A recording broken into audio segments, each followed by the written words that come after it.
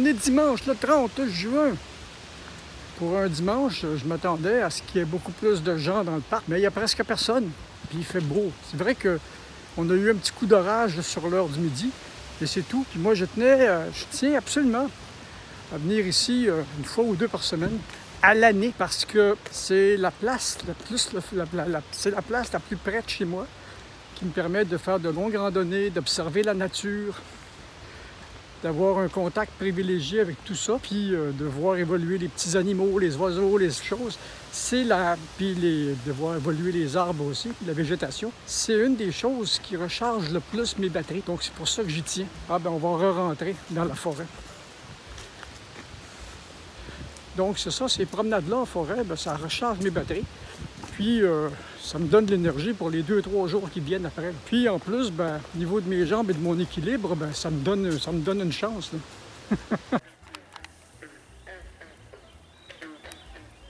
Écoutez ça! Un concert de gros crapauds là, ou de grenouilles, je sais pas quoi. Faudrait que je regarde ce que c'est, ce son-là. Là.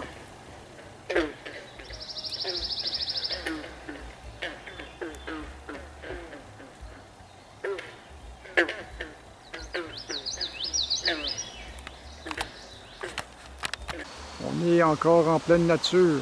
Je suis toujours émerveillé et époustouflé de ce que Mère Nature est capable de produire. Dès qu'on la laisse un petit peu à elle-même, elle produit des espèces d'arbres, des insectes, des animaux, des oiseaux et toutes sortes de choses. Et aujourd'hui, ce qui est le fun, c'est que il a plu pas mal ces derniers temps, donc toutes les parties marécageuses comme celle-ci se sont remplies d'eau. Il y a sûrement des bestioles qui vivent là-dedans et qui aiment ça, mais j'en ai pas vu aujourd'hui. C'est vrai qu'on est en fin de semaine, il y a un petit peu trop de monde, fait que les bestioles restent un petit peu loin. Puis il reste, il faut toutes sortes des sentiers pour en voir.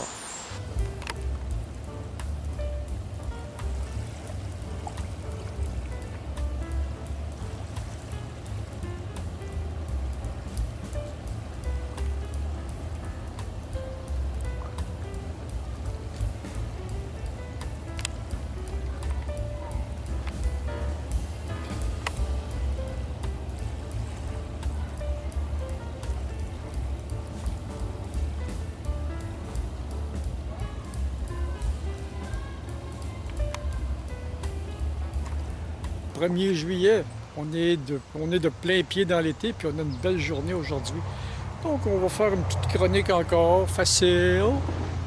Je vais vous montrer le frêne qui pousse. C'est plusieurs petits... J'ai pas décidé ce que je vais faire avec. Je vais peut-être les tailler en bosquet, je sais pas. Parce que l'arbre était pratiquement mort, puis si j'avais attendu, ben, ça aurait pas repoussé comme ça. C'est impressionnant. J'ai des nouveaux Rubékii qui trouvent leur... J'ai des nouveaux Rubékii qui trouvent leur déménagement un petit peu dur. Et ils vont avoir de la misère pendant une couple de semaines, puis ça va se placer, puis la terre est mouillée en masse. Donc, tout va bien de ce côté-ci. Puis, ça a l'air de se concrétiser pour les melons. On va en avoir. Je ne sais pas combien, mais ça a l'air d'être là. Il y en a peut-être un autre qui est en train de se former quelque part ailleurs pour... Ah!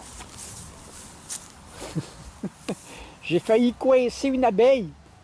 Oh! Je l'ai senti vibrer entre mes doigts. Y en a-tu un autre? Aïe. C'est ce que je voulais vous montrer pour les courges.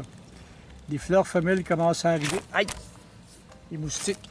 Les fleurs femelles commencent à arriver. Puis ben, pour tout le reste, ben, ça suit son cours. Puis le jardin se porte bien. J'ai jamais eu autant de végétation. Puis quand on prend le temps de regarder de près, c'est effrayant la quantité d'insectes qui se promènent dans ce petit monde. Il y a des abeilles, des thons, des guêpes, des mouches, des... Je ne sais pas si on peut voir. Quand j'ai regardé ce matin, il y avait des très gros insectes. Naturellement, il va falloir que je m'occupe de ça. Des scarabées chinois ou japonais ou je ne sais pas trop. Ils sont très grégaires. Donc quand on voit un couple comme ça, ben, ils en traînent pas mal d'autres. Les autres, ils mangent les fleurs. Une très belle journée aujourd'hui. Bonne journée à tout le monde. C'est la première année dans ma vie que je peux profiter pleinement de la propriété. Regardez la vue que j'ai de mon petit coin où je suis en train de lire. Je suis justement en train de lire. Ça ici, c'est un vieux bouquin de Jean-Pierre Charbonneau. Aider à comprendre un peu comment ça marchait, la filière canadienne de la drogue et de toutes sortes d'affaires. Avec on ne nommera pas les noms, mais si vous le voulez, c'est intéressant. C'est assez effrayant. Parce que la propriété est très végétalisée. Je vois pas les voisins ou à peu près pas. Puis j'ai pas beaucoup de bruit de la rue qui arrive à part la manhole qui est désolidarisée en avant. Ça fait toc-toc quand quelqu'un passe dessus, mais ça, je peux vivre avec, ça me dérange pas. Bon, ça fait quelques fois qu'on se plaint à la ville, mais il n'y a rien qui avance. De toute façon, dans les villes et les villages aujourd'hui, ce de quoi les citoyens peuvent se plaindre, les autorités en tiennent pas bien compte. Ils sont là pour faire leur petite affaire, puis on sait pas à qui on prêtait allégeance. En tout cas, c'est pas aux citoyens. Je pense qu'on avait un meilleur service dans le temps il y a été une époque, quand j'étais plus jeune, où si tu voulais voter au niveau de ta ville, il fallait que tu sois propriétaire.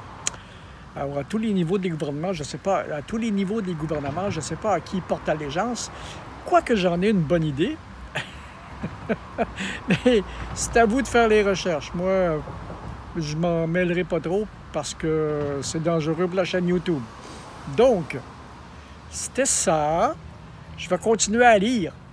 C'est intéressant, mon affaire.